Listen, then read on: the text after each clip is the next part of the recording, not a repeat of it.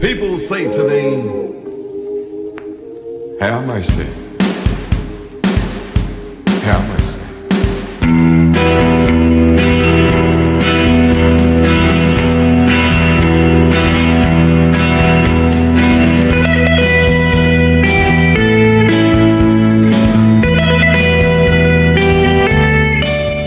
Hey, welcome to the Good, the Bad, and the Wrestling, a Tony James podcast.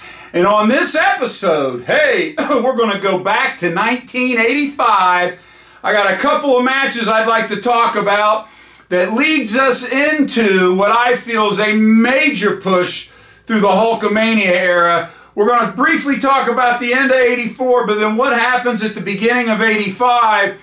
Hogan continues his Japanese tour. That's right, he keeps going to Japan. You know, the tour that Vern Gagne wanted a piece of. Then we start the main role of Hulkamania. I can't wait to jump into it. We're talking the 1985 heavyweight title. We're talking Hulk Hogan. We're talking the good, the bad, the wrestling. Hey, let's get to work.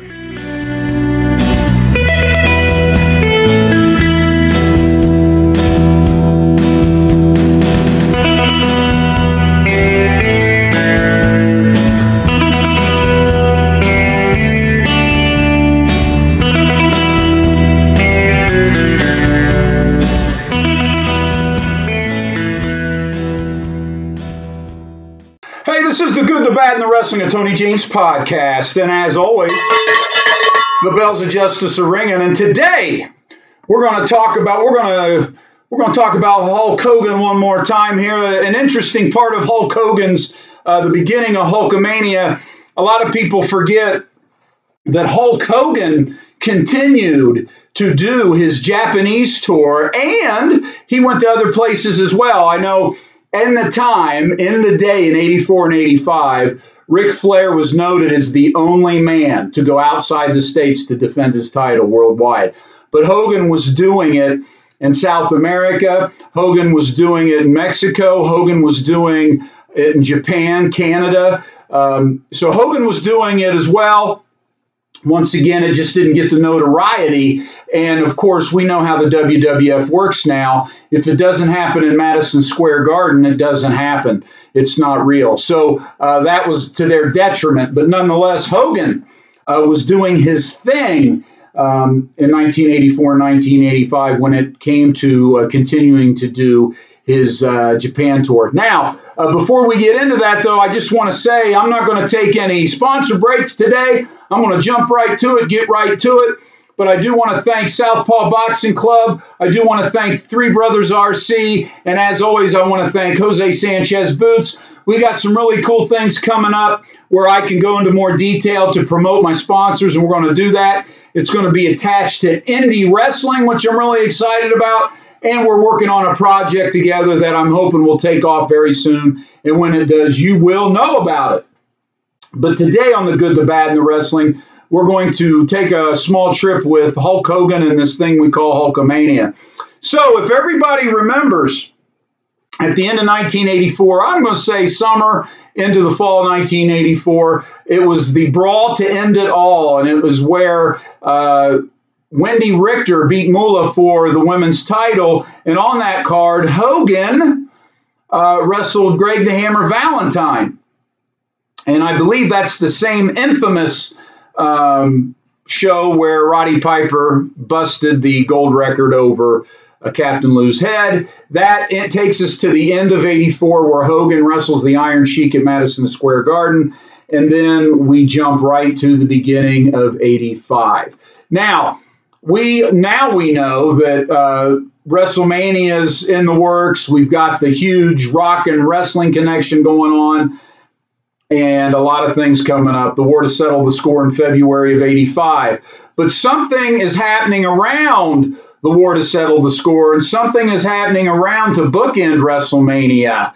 And that is Hogan's Japanese tour, Japan tour. So what happens is, in January, in February 1st of 1985, Hogan goes to Japan on his tour, and guess who he wrestles? King Kong Bundy. Bundy's just coming off of his world-class stint where, number one, he was wrestling, I believe it was the America's title against Kevin Von Erich, and Bundy had a full head of hair. The Bundy we know wasn't the Bundy that was wrestling in Texas. Hogan had caught wind of Bundy, the Bundy in Texas, and then as he came over, of course, after he lost to Kevin Von Erich, lost his hair, he was still sporting the black cape with the red liner, and sometimes he even wore the aviator shades. But Bundy was kind of coming into his own there.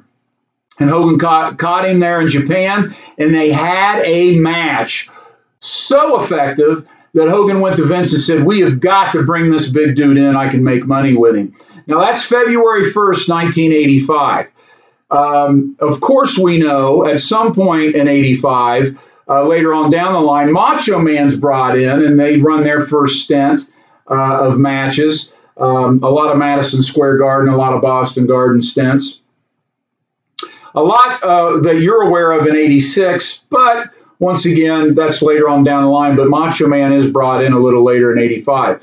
Of course, we know Bundy later shows up in WrestleMania in March. So let's take a look at this timeline. Bundy and Hogan wrestle on February 1st. Hogan then plants the seed there and gets Bundy over to the WWF. We then have, I believe, February 18th, the war to settle the score, Hogan and Piper. Huge, huge match. And that's something we may have to touch upon later when we talk about Piper, what could have been that night, possibly Piper winning the heavyweight title if you pay attention to some of the shoot interviews that Piper and Hogan have had over the years. But nonetheless, we're going to stick to Bundy right now. So you've got that going on in February. And then, of course, in March, they've got Bundy coming in, and he's already established the 5 count. They've got him with Jimmy Hart. He has the infamous 9-second match against S.G. Jones, which we know S.D. Jones took a little longer to pin him than 9 seconds, which, if you think about it later on at Saturday night's main event when Uncle Elmer pins Valiant, I believe it's Dr. Jerry. It's either Graham or Valiant, but nonetheless, he pins him in like 6 seconds, and it's more of a legit 6 rather than the fabricated 9. But nonetheless, I'm getting off topic again. Hey, so we got WrestleMania 1 in the main event. Of course, we have the tag match, but you got Bundy making a big splash right there on WrestleMania 1, and that's March. Now, after WrestleMania, pardon me, Hogan started getting into a feud here and there with different guys, but of course he ran the huge Madison Square Garden program with Don Morocco. But on June 2nd, pardon me, on June 2nd, Hogan goes back to Japan. And this time he takes Vince McMahon with him. And they go back to Japan, and they're working, and Hogan gets to wrestle Fujinami on June 2nd, 1985. And this is the infamous story where Andre finds out that Fujinami was going to shoot on Hogan and was upset that Hogan didn't tell him about it. And so Hogan told Andre, I wanted to take care of it myself. It's my deal, it's my position. And Andre got a lot of respect for him. And that kind of, even though they were buds, that definitely solidified the deal between Hogan and Andre. Now, why would Fujinami do that? Because later we know in 2003, Fujinami brings Hogan in to wrestle Chono, and that's the infamous press conference where Jarrett attacks Hogan with the guitar. But nonetheless, so Hogan and Fujinami go at it. Nonetheless, June 2nd, 1985. So here's the importance around the Fujinami match in June. As Hogan's doing his tours, now remember, just a brief recap, 84, the Brawl to End It All, the Rock and Wrestling Connection starts, Hogan wrestles Sheik at the end of December, goes on tour, wrestles Bundy in February. You have the War to Settle the Score, which kicks you into WrestleMania mode. Bundy's in WrestleMania. Now he's doing his other Japan tour. And the reason they do this is Vince McMahon's going over to New Japan basically saying, hey, guess what? This is the last time we're coming over. Makes a big deal about it. In fact, Vince is there himself in the ring. before this match. And it's a WWF heavyweight title match. So he tells them this before the match, and this is what got Hogan all hot. And this is the match where he talks about Andre pulling him aside, asking him why he didn't tell him what was going on. And what was going on, Fujinami was given the nod, the okay, to try to shoot the title off of Hogan. Of course, if you go back and you remember when Hogan won the IWGP and the title, he kept it for a year, went back and dropped it back to Inoki, even as the WWF champion. He dropped it back to him on a count out. He won it on a count out. He lost it on a count out. So they had this relationship. So if you're thinking the way they're thinking, if Fujinami could shoot this belt off Hogan and win it, now they've got to come back, right? And now we've got this storyline. And here's a side note. The one thing I always liked about this, now as a fan, I watched it and I chased it and I followed it in the magazine. But Hogan never pushed the whole, you never heard them talk about, I'm going to keep the title longer than Bruno. He never talked about that stuff. I'm going to keep the title longer than Backlund. He just did his thing. Pro Wrestling Illustrated started following up on that when Hogan was like at 3.5 years. It was like halfway there, Hogan chasing Bruno. Hogan, they never pushed that narrative. And as fans, if we knew who Bruno was and we knew of the magnitude of his title reign, Bob Backlund was kind of like the one in the shadow that you always forgot about. But Hogan never pushed that narrative, which I always liked. But nonetheless, think about it. Fujinami, you beat Hogan, you win the title. Hogan's got to come back. But here's the thing. Hogan was trained by Hiro Matsuda, and this is what people nowadays, they don't think about this. He had his leg broke. He went back. He was involved with the Funks, the Briscoes. Hogan had a great pedigree when it came to training. And that's why I like watching and showing these matches in Japan. You actually get to see what he learned over there and through Hiro Matsuda. And Matsuda wasn't going to put somebody out there with his name on it unless he knew what he was doing.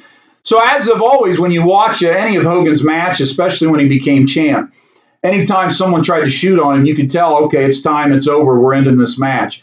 And most of the time he ended it with that clothesline. And when you see, if you've seen the match, you know what I'm talking about, the awkwardness. And if you ever have been in the ring, you know sometimes the stiff ones don't look as pretty as the other ones. And this one definitely looked like an ugly clothesline. So with that being said, if you think about it now, he beats Fujinami. They get in the ring. They have the big send-off, and you can really tell on Hogan's demeanor after the match that he knew what was going on, and he put it to bed. And Andre gained the last respect he needed from Andre. He got, and they were able to hit the ground running. That's June. So when he comes back, he starts his feud with Don Morocco at Madison Square Garden. They do a 3-match series that ends in a cage match. And that takes him on into the fall of '85, where he goes around the Horn and Atlantic City, the Meadowlands, and Boston Garden against King Kong Bundy. Now, you'll know these matches when you look them up because Hogan's wearing red and white, white trunks, red knee pads. Hogan's doing the red and yellow. He's got the '85 belt on, of course. Bundy is managed by Jimmy Hart. Bundy has the cape, the aviator glasses. The one in Atlantic City, I believe, Miss Atlantic City, or one of the Miss Americas, is actually doing a promo with him. Bobby Heenan comes in at some point, and they stop the first program with Bundy, Hogan, and they throw Savage in the mix now, and they have a go around at the end of '85 into '86. And the reason I bring that up is, if you remember Saturday night's main event, early '86, Don Morocco, they bring him back around. He helps attack Hogan, Bundy, and Bundy sets up WrestleMania 2. Now, before the April 2nd WrestleMania 2 match, Hogan goes back to Madison Square Garden and has a lumberjack match with Randy Savage. Now, if those of you who have done your homework and have followed up on King Kong Bundy, he does a shoot interview where originally they were thinking about running with Savage and Hogan for WrestleMania 2. Savage and Bundy did not get along. And according to Bundy, it was because Savage and his dad made fun of him. Nonetheless, Bundy's like, why are you putting him in the main event? Look at me. I'm a monster. I can get this done. So they go with Bundy in a cage. Savage then goes off with Georgie Animal Steel. So getting back to Madison Square Garden, I'm going to say late February, early March, there's a lumberjack match. Hogan and Savage have this lumberjack match, which is a blow-off from their first round of feuds, which is, when you go back and look at it, WWF had a great program system.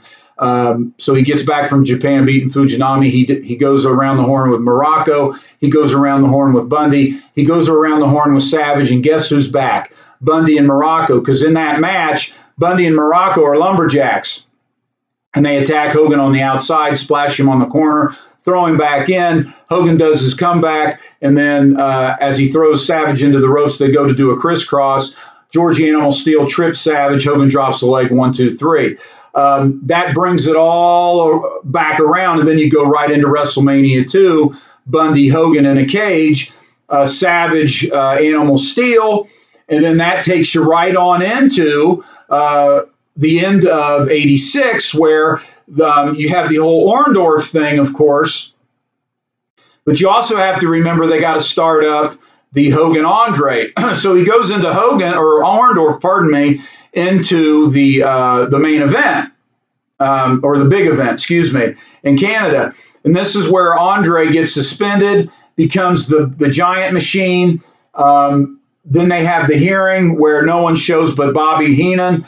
And then you come to find out in '87 in January, Madison Square Garden, Hogan at the end of '86 and '87 had been feuding with Kamala the first time around. And this was the infamous match where Hogan had the face paint.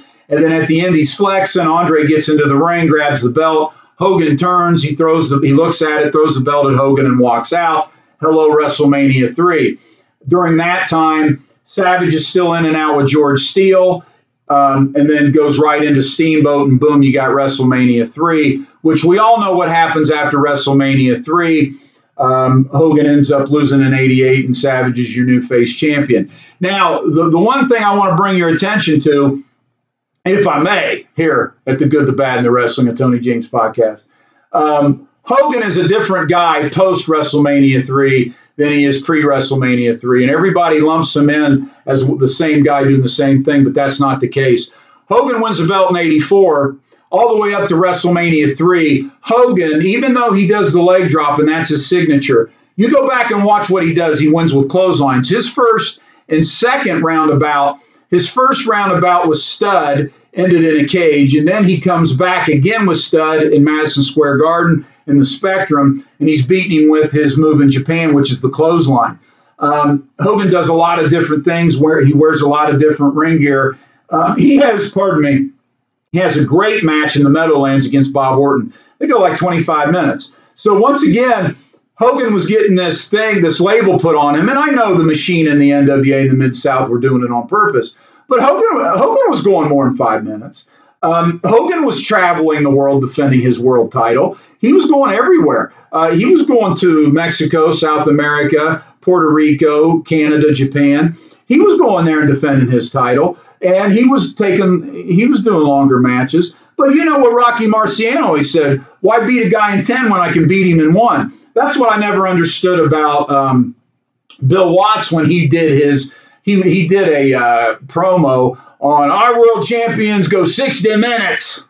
And their world champ, he only gives you 5. Well, if it's real, why do I care how long they go? I always thought that. I always picked up on that growing up, how Bill Watts always liked to throw those time things out there. And I was like, Ric Flair, he goes 60, right?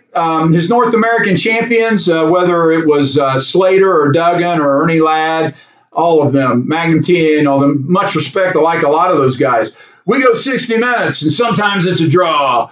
Okay, Hogan goes 7 minutes and wins. But what you don't know is Hogan goes with Bob Orton for 25. Hogan goes whatever Hogan has to go. I just liked that makeup. So Hogan 84 all the way up to WrestleMania 3 had a lot of different things going on. It wasn't until after he loses in the main event to Andre and comes back, and Hogan kind of said that, Vince packaged him a different way. And they started doing the 3 punches, the boot and the leg drop, which worked for him. in WrestleMania 5 and 6 up into 7, and his matches with DiBiase and Mr. Perfect and all them, Kurt Hennig. But you're doing yourself a disservice as a wrestling fan. You don't have to be a Hulk Hogan fan. A wrestling fan, 85 to 87, or excuse me, 84 to 87. When you watch that first half of Hogan in his Japanese tour and coming over and what he did in the circles, running the horn there with his first and second programs with Savage, Bundy, Stud, Dr. D, all of those guys. Awesome, just pure awesome. And don't forget, one of the reasons Hogan left AWA in the first place was this Japanese tour. Hogan wanted to keep his dates. He wanted to keep his tour. He even talks about how he had a girlfriend at one point over there. But of course, Vern Gagne wanted a piece. You're going to give me your Japanese money. But that's a whole nother story. We'll get to that at some other point. So just to sum up and button this up, at the end of 84, you had the Brawl to End It All, which started the MTV Rock and Wrestling movement. February 1st, you had Hogan wrestling Bundy in Japan. He brings him over. You have Hogan Piper, February 18th, and the War to Settle the Score that sets up WrestleMania. Bundy establishes his 5 count, takes it right on into WrestleMania 1 with Jimmy Hart. Of course, we know his infamous 9-second match was really longer than that. And that's probably why they bring in Uncle Elmer to beat that record. But nonetheless, Bundy's primed and ready after WrestleMania 1. Hogan goes to Japan, wrestles Fujinami. At the end, there's a shoot, and he defends his title, which I think is a huge, huge event in the landscape of what's going on. He comes back. He feuds with Morocco.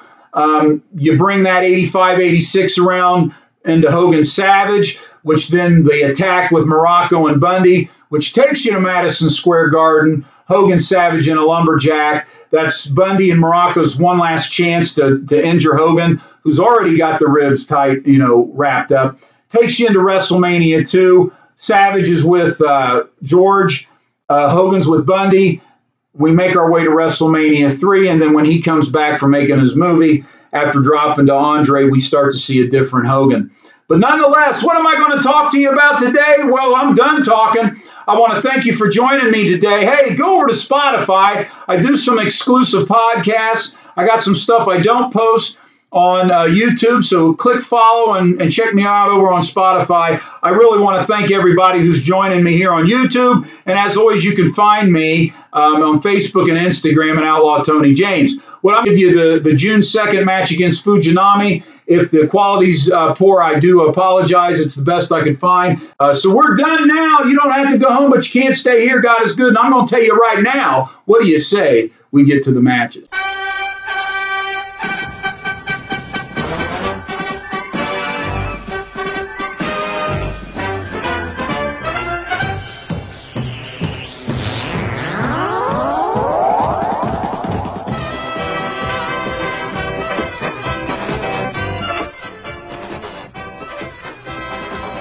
この番組はトヨタ自動車と各社がお送りします。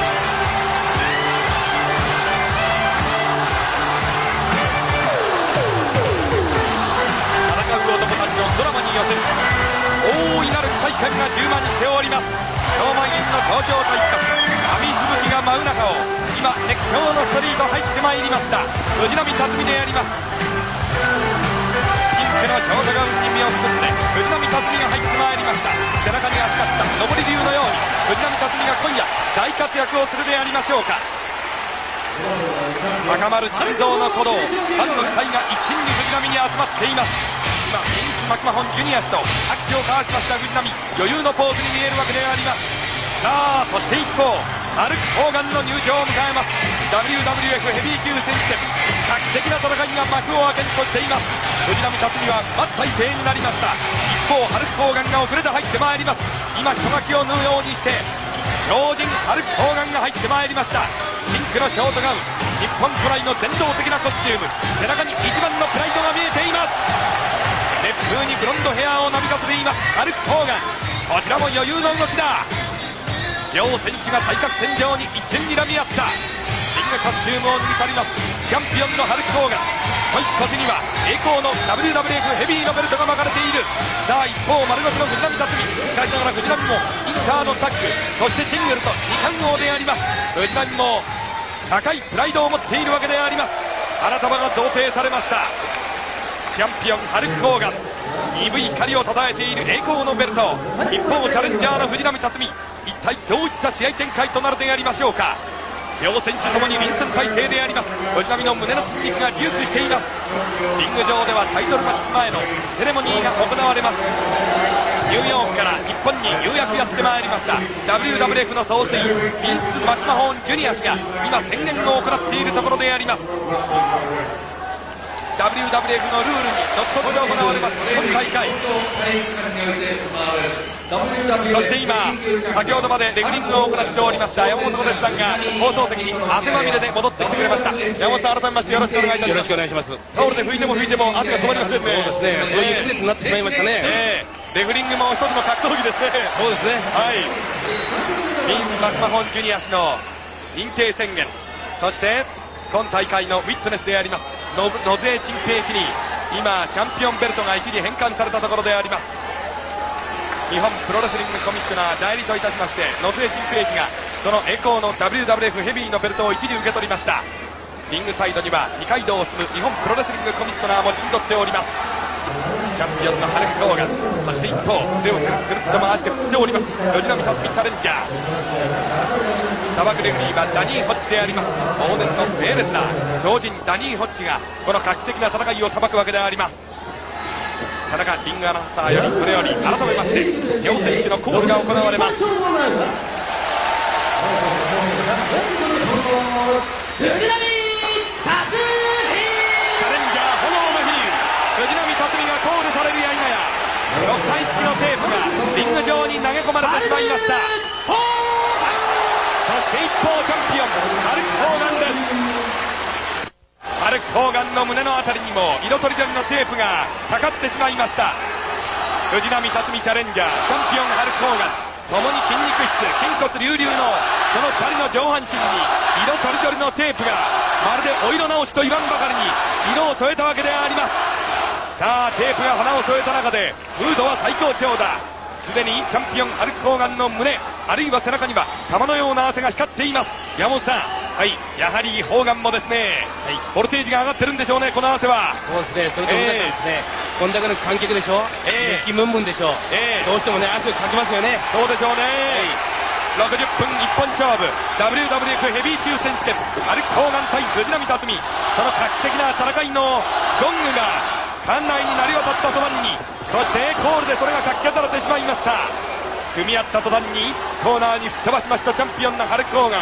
櫻井さん、はい、非常にボルテージが上がっているホーガン、はい、その象徴とも言うべき、その怪力を見せましたね今。そうですね、それとね藤波君はね、本当にこのね WWF、MSD のね3冠のチャンスですからね、肘打ち、はい、これはもう藤波君も燃えてますよね。そうですね、前代未聞の三冠王に燃えております藤波辰巳。アックボンバーかわした、この辺が読んでいるニュートラルコーナーに釘付け、さあローキックの集中砲火、さあローキックの集中連打、4連発5連発、ハルク・ホーガンがようやく立ち上がる。ちょっと後ずさりしたハルク・ホーガンチャンピオン、藤波辰巳アックスボンバーをかわした。さあ陽動作戦にやりましたが藤波、あえてアックスボンバーを誘ったのか。山本さん、はい、幾多の戦いでですね、はい、ある程度の手の内は読んでいる藤波、はい、余裕しゃくしゃくですね今の動きは。そうですね、それとアクスボンバーですね、うまくかわしましたよね、まだまだあれをね最初から食ってしまってはねいませんしね、よく読んでいましたよね。そうですね、まるで誘うかのようにしてハルク・ホーガンをコーナーに釘付けにしておいてローキックの集中連打でまずは起戦を制しました藤波辰巳。しかしながらすぐさま腕を取ってグラウンドに持ち込んでのアームバー、さらにはアームロックでスタンディングポジションでやりますチャンピオンのハルク・ホーガン。この画期的な戦いはもちろん WWF のルールにのっとって行われます。つまりは反則勝ちあるいはリングアウト勝ちによるタイトルの移動はありません。なんとしても藤波辰巳きれいな勝ちをもぎ取らないとタイトルは移動しないわけであります。この藤波辰巳トーナメント戦は決勝まで勝ち上がりました。 IWGP のトーナメント戦決勝大会はアンドレ・ザ・ジャイアントとぶつかったわけでありますが、あと一歩まで詰め、おっと危ない、何があるか、右バックだ、これはかわしたドロップキック、至近距離からのドロップキック2連発、藤波辰巳ドロップキックの速射砲だ。山本さん、藤波は再三チャンピオンホーガンの攻めをある程度は読んでますね。読んでますね、だからこそ今みたいなドロップキック2連発も出るんですね、なかなか好調ですね。そうですね。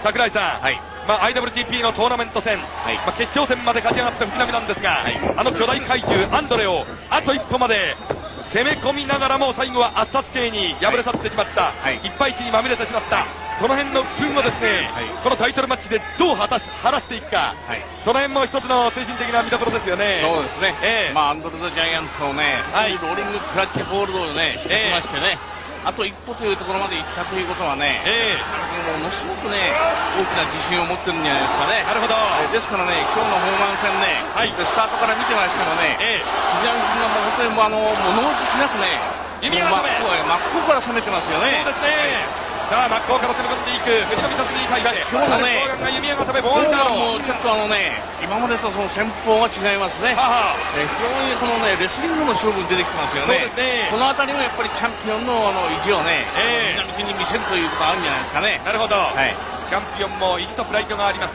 一方のチャレンジャー藤波も WWF インターのシングルそしてタッグと2冠王であります。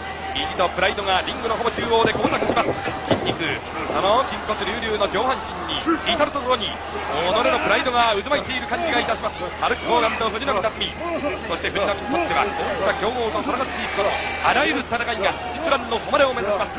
猪木戦への一つの復帰戦であります。山本さん、IWGP 今夜いよいよ優勝戦が猪木とアンドレの間で行われますが、藤波は何としてもアンドレを奪って猪木と戦いたい、下克上を目指したいという思惑があったわけですから、微妙な気持ちだったでしょうね。そうですね、これから何回もチャンスあると思いますから、まず今日ですね、このホーガンをですね、倒してね、F の、チャンピオンになってほしいわけですよ。なるほど。しかしですね、ちょっとね、気がかりなのはですね、いつも先手取られてしまうんですね。なるほど。ホーガンにですね、そこら辺とかちょっと気になるんですけどね。果たしてその辺はどうでしょうか。正面からのフロントからのヘッドロックに固めていきますが、オープンをしていった藤波、ところにパンチ攻撃、目にも止まらないパンチ攻撃を見せておいた。ヘッドロックの体勢だが、これは手を回している、腰に手を回している、腰に手を回しているハルク・ホーガン。さあ藤波のディフェンスを取る。山本さん、これ藤波もちょっと腰を落としてそうですね、ディフェンス取ってますが、バックドロップ、危ないバックドロップ、藤波の背骨がぐしゃっと鈍い音を立てて折れてしまったかのような錯覚に陥る鈍い音が放送席に伝わってきた。ホーガンらしいね、強引なね、このマットから引っこ抜くようなね、豪快なバックドロップでしたよね。そうですね、先週の松本大会におきまして日本上陸早々大デモンストレーションの敢行いたしましたホーガン、アントニオ猪木を2メートルの上空から真っ逆さまにするという、まさにバックドロップとは正確には言えないような恐るべきバックドロップを見舞っていったわけでありますが、そこまでご覧に目には目、古代ハムラビ法典の教えの通り目には目、歯には歯の攻撃だ。先ほどの2メートル上空から後方に叩き落とすバックドロップに対するお返しだ。藤波辰巳もバックドロップで返していった。山本さんどうですか。今のバックドロップのですね、先ほどの方がよりですね、威力はあったんですね。そうですか。決めは今のがありましたね。確かにホーガンですね、後ろに投げましたけどね、落差はあった、落差ありましたけどですね、ゆっくりでしょ、ですからもう藤波選手は頭の中描いてますからね、落ちる角度ですね、あれで描いてますから、そういう点では今のずっと鋭いですね。落差が低かった分だけ、非常に威力が増していたという勢いがついていたということですね。ひねりもあったでしょ。なるほど。それとね、やっぱり藤波選手のは本当のバックドロップですね。ホーガンのバックドロップじゃなくてね、なるほど、後ろに投げたっていう感じですね。その辺微妙なタイミングによりまして同じバックドロップに見えても大いに違うわけであります。さあバックドロップ合戦から今度は一転してグラウンドテクニック、藤波辰巳がグラウンドで左からヘッドロックに固めていきます。チャンピオンハルク・ホーガンの側頭部をねじ上げております藤波辰巳。渾身の力を込めている。両選手とも汗が光っています。藤波辰巳のその隆起する胸のあたりに汗が光っているわけであります。ギリシャの彫刻のニーチェのブロンズ像を彷彿とさせるような藤波辰巳の隆起した筋肉。一方のハルク・ホーガンもまさに人間から進化した筋肉動物といった感じであります。さあヘッドロックに固めていきます藤波辰巳。なんとかハルク・ホーガンに一気についたいところであります。さあ腕を取って切り返していった。この辺はうまみのあるレスリングを展開しておりますハルク・ホーガンチャンピオン。自他ともに認めます。平星のごとく輝く全米一の戦うエンターテイナーとなりましたハルク・ホーガン。ロックアーティストシンディ・ローパーらとの関わり合いの中でグローバルに己の活躍の場を広げておりまして、そして今夜もマット上のキャンバスで肉体がアートしている感じがあります。筋肉同士がぶつかっております。今夜のこの IWGP を制した猪木かアンドレどちらかがハルク・ホーガンとこの後愛知県体育館で激突するというビッグカードも組まれております。果たしてどちらがハルク・ホーガンと愛知県体育館でぶつかることでありましょうか。アントニオ猪木もその優勝戦を前にして控室のモニターでこの試合をじーっと見ているのではないでしょうか。さあ背後に回ってハンマーロックに固めていきます藤波辰巳であります。さあしかしながら藤波が足を取った。左の足を取っていきました藤波辰巳。起き破りの逆サ取り、起き破りの逆サ取り、起き破りの逆サ取り。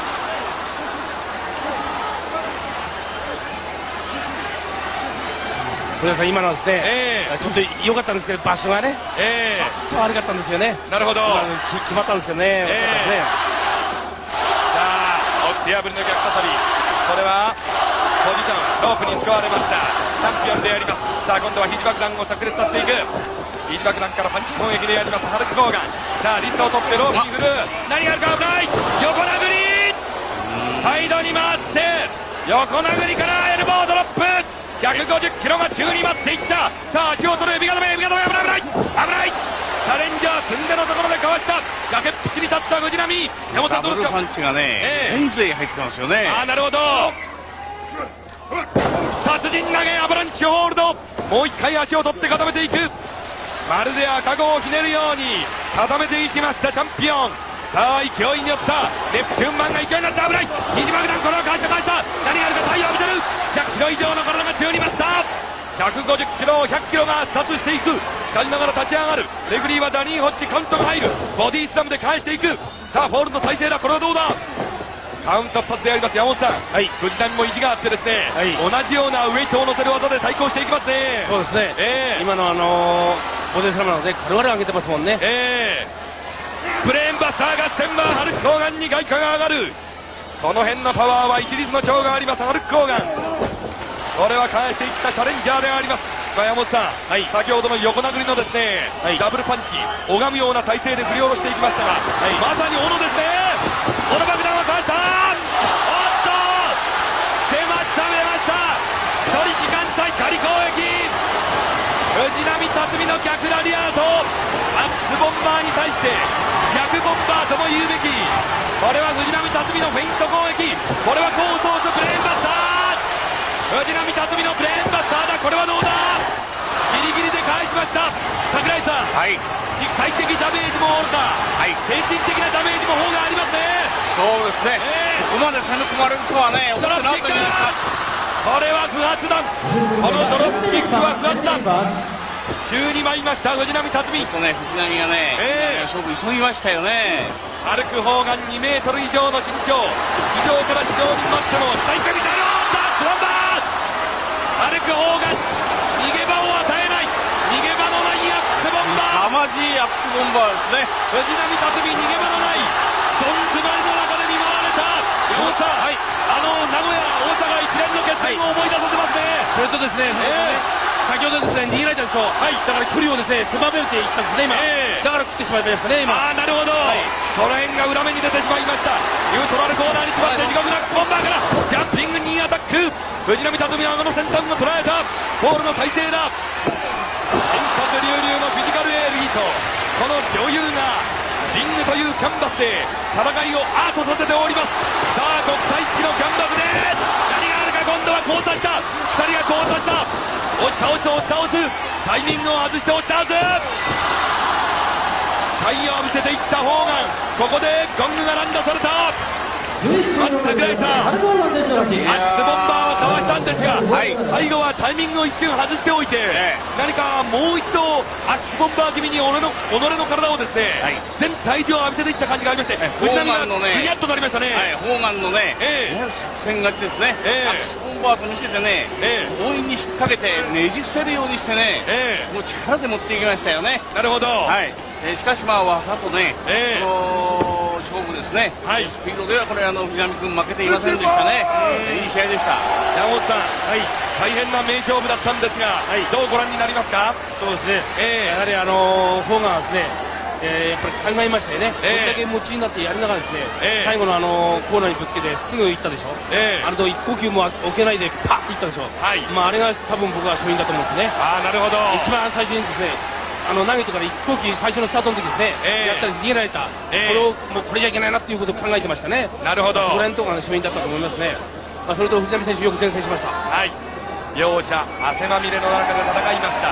負けた藤波にも汗が滴っております。まさにリング上で明と暗が分かれております。勝ちましたチャンピオンのハルク・ホーガン、見事に WWF ヘビーのベルト防衛に成功したわけであります。11分04秒、11分04秒、最後は体固め、全体重を浴びせていきまして、ハルク・ホーガンチャンピオンに外貨が上がりました。今認定書がハルク・ホーガンに手渡されるところであります。